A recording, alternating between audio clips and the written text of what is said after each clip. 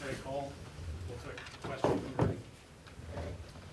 Sherry, that was just back and forth in the second half. Can you talk about, between the two of you shot 34 from 64.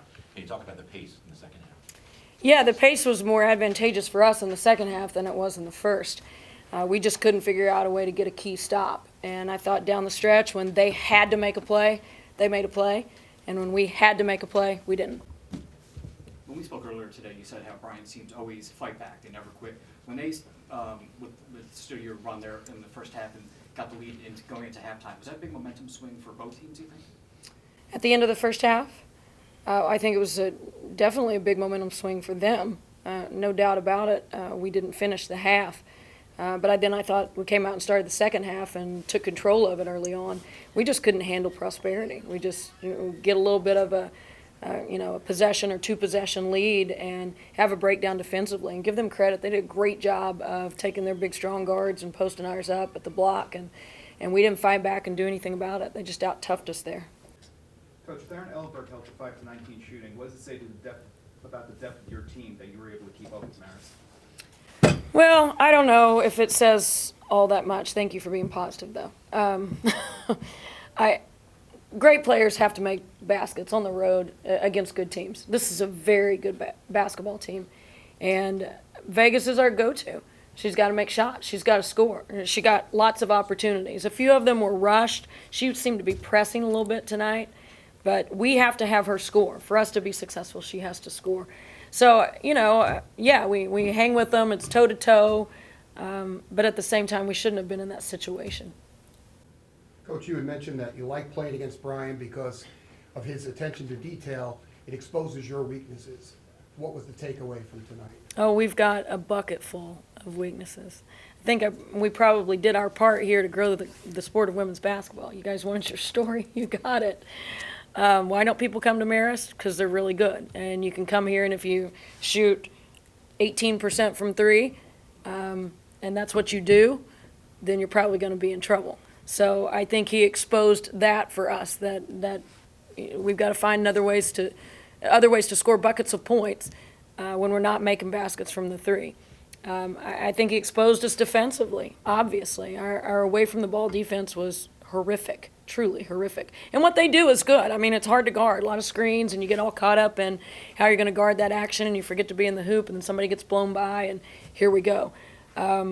I think he also, I think we were also exposed in just our poise or lack thereof offensively. I just thought we rushed stuff and got ahead of ourselves instead of being real adamant and methodical about what we were trying to accomplish. And that's a piece of our mentality that we've been working on, and I call it building your identity. And we are a work in progress. We aren't sure who we are. Marist is very sure of who they are, and we are not. And to me, that was the biggest takeaway. We've seen the play Ockenden has had on the defensive end for 3+ years now. How does she stack up with some of the defenders you see maybe in the conference or when you go around the country? Well, she's very good, but I thought they were all really good defensively. They're very disciplined away from the ball. They're always in a stance. They're always ready. They're always talking. They're tough. They're strong. They're chest cutters. I think, obviously, they're a much better team now than they were early in the year. They get those guys back from being injured, and they're different, totally different. But I just thought their defensive toughness was the difference. They weren't going to let you in the lane. They were going to make you shoot threes, and we didn't hit them, and that was the problem. Morgan, you're watching all this develop, on the court. Can you talk a little bit about where you thought the turning point was in the second half? I think it was when there's a 4-minute or a media timeout, and we had said, stop, score, stop, something like that.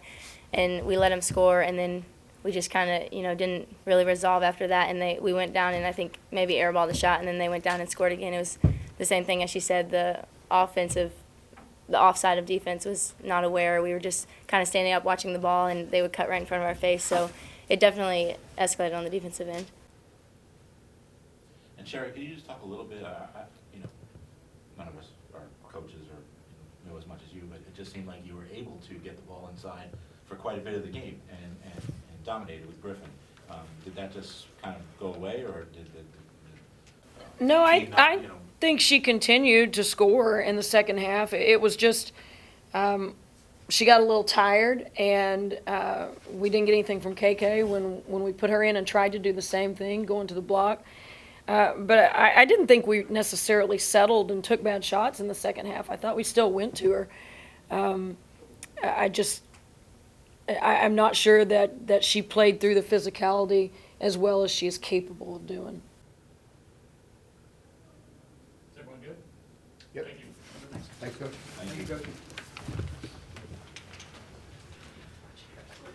Must have been a big game to get a lot of people. Oh, yeah, no.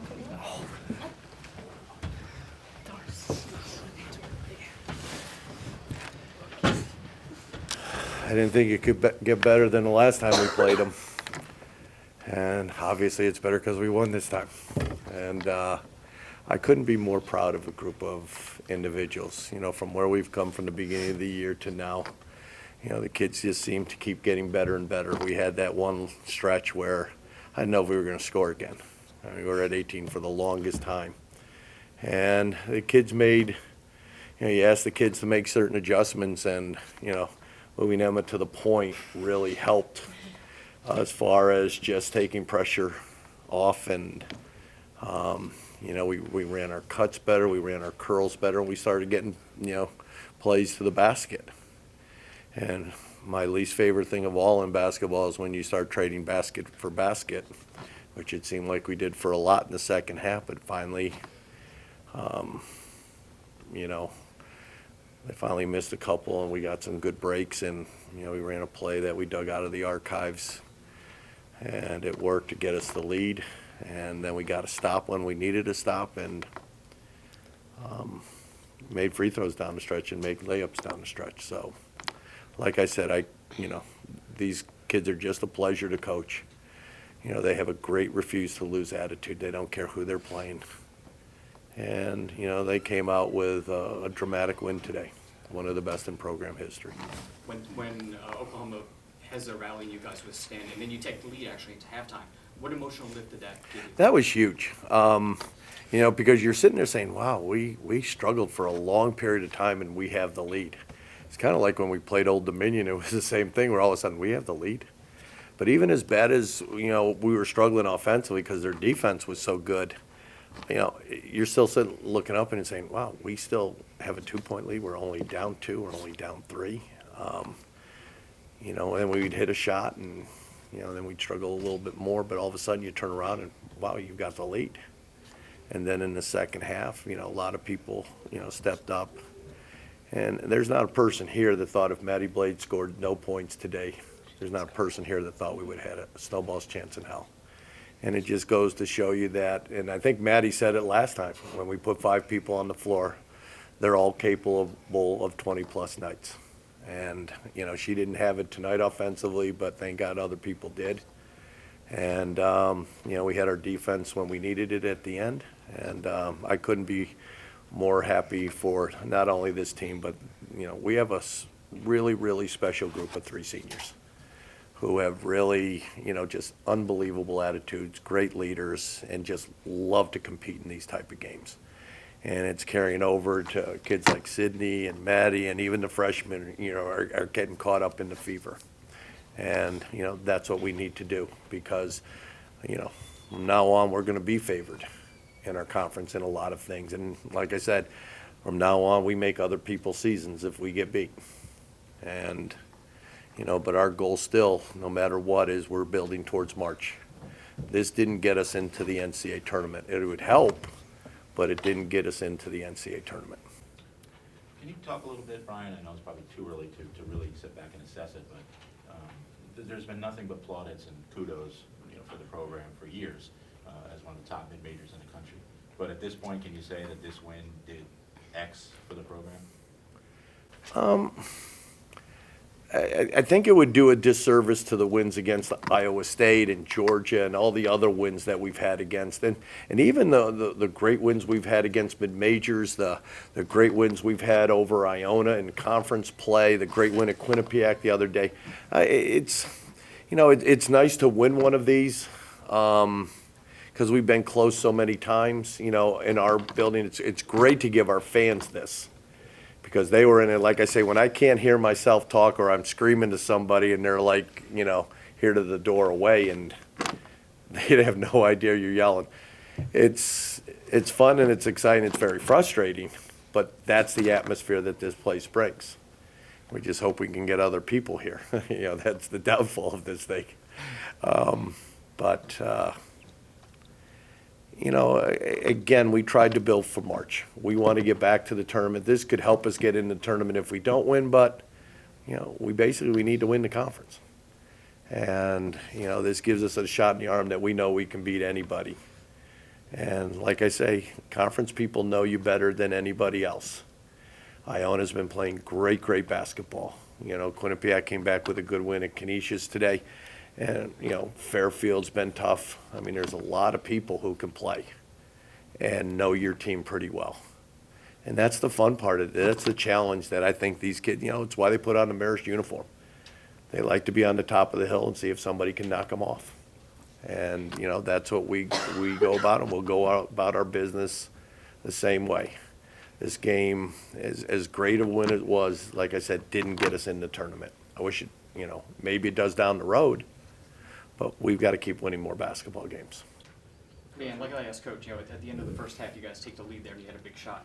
As a senior who's seen the way this team can play over the past 3 years, what are you feeling individually, and as a team leader too, at halftime with 20 minutes left? Having the lead definitely, helps us build some confidence going into the second half.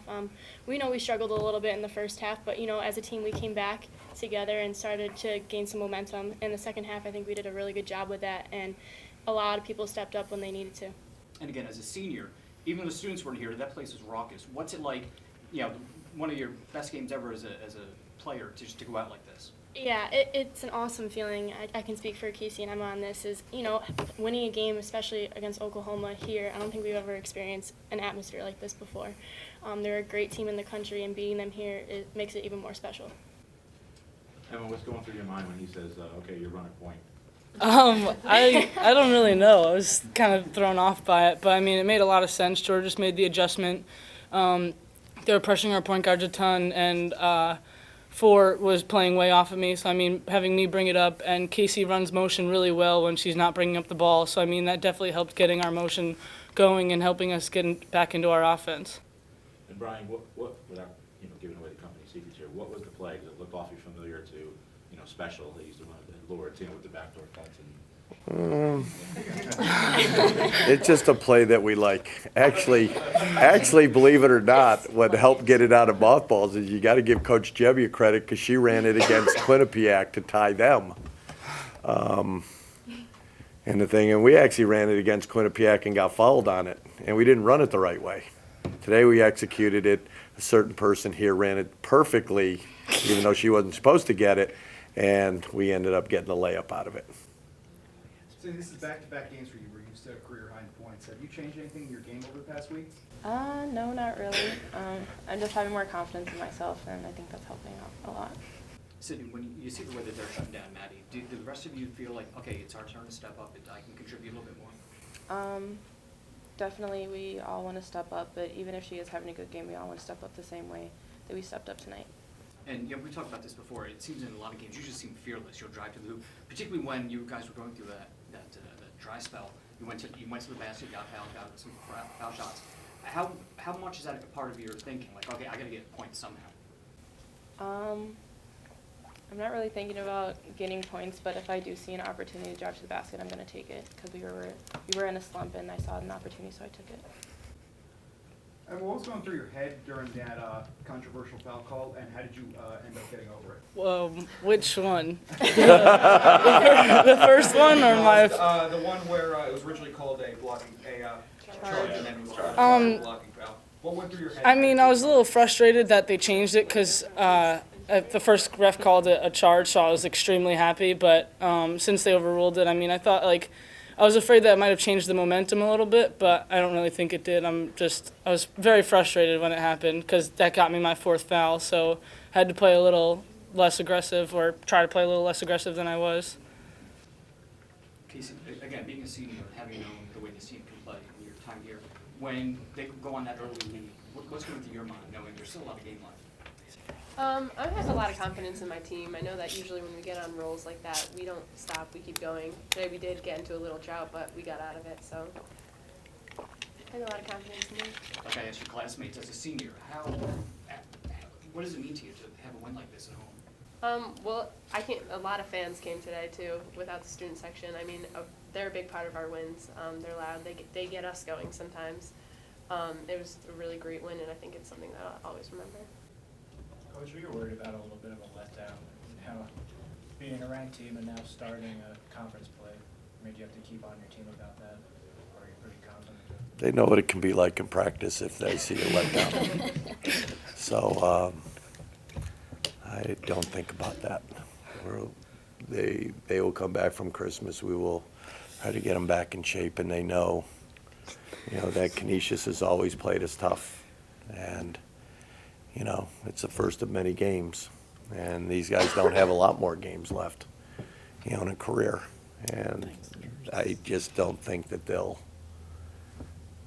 let anybody slack. It's like I say, there's something special about seniors at this place, and this is about as special group of seniors as you'll find. They know their legacy is built not on their first 3 years, but their last year.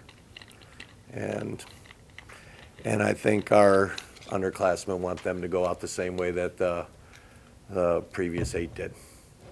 So, there's plenty of motivation there. And if they need more, I'll be happy to supply it. Brian, Sherry was up here and said that she thought it was a total team defensive effort on your part. Can you talk about that? And obviously, since you coached Ellenberg, and you talked about, kind of concentrating on her. I mean, she was only 5 for 19, so obviously you got the job done. Well, and again, Leanne may not be the quickest, most athletic kid, but there's nobody that is smarter defensively than her. And the thing I was nervous about is, I watched this kid play this summer. In the first 3 games, she was our leading scorer. And, she's petite, but I mean, she's extremely quick, and she gets off the floor extremely quick and shooting shots. And, Leanne got the one block and, at least had a hand up and contested the other ones. And that's what she does. She doesn't have to steal the ball. Unfortunately, we live in a society where they think steals is good defense. And this year she's done, an extremely good job with that. But at the same time, she stops people. And, that helps us when you have a stopper going against somebody. And again, the rest of the team helps her. I mean, there were times where they switched out and stuff, and, they executed the plan pretty well. And, that kid has won an awful lot of games for him, is close to being the all-time three-point shooter in NCAA history. And we knew that we had to take the 3 away. She actually took 1 less than she averages. And then she didn't make that many. And, I think only 1 wasn't contested.